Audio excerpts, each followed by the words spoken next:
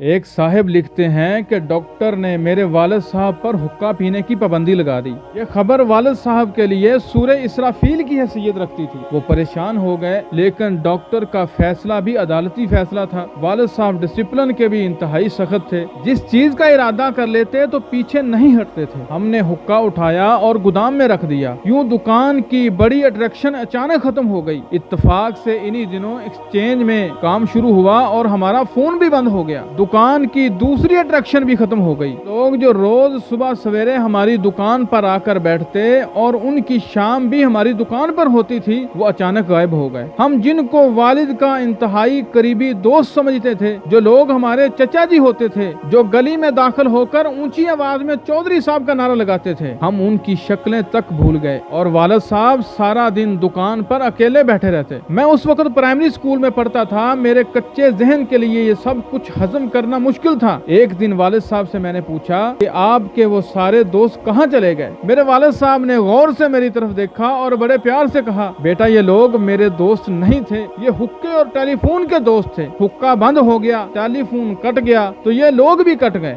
جس دن حقہ اور ٹیلی فون واپس آ جائیں گے تو یہ لوگ بھی واپس آ جائیں گے۔ اور پھر والد صاحب نے ایک شاندار نصیحت کی، بیٹا یاد رکھو، اللہ تعالیٰ جب آپ کو کوئی نعمت دیتا ہے تو یہ نعمت اپنے ساتھ نئے دوست لے کر آتی ہے، لیکن ہم نعمت کے دوستوں کو اپنا دلی دوست سمجھ لیتے ہیں، یہ ہماری بے وقوفی ہوتی ہے۔ یہ نعمت جس دن رخصت ہو جاتی ہے تو یہ سارے دوست بھی رخصت ہو جاتے ہیں۔ بیٹا آپ کا اصل کمال یہ ہوگا، آپ نعمتوں کے دوستوں کو کبھی اپنا دلی دوست نہ بننے دو، تم زندگی میں کبھی مایوس نہیں ہو سکو گے۔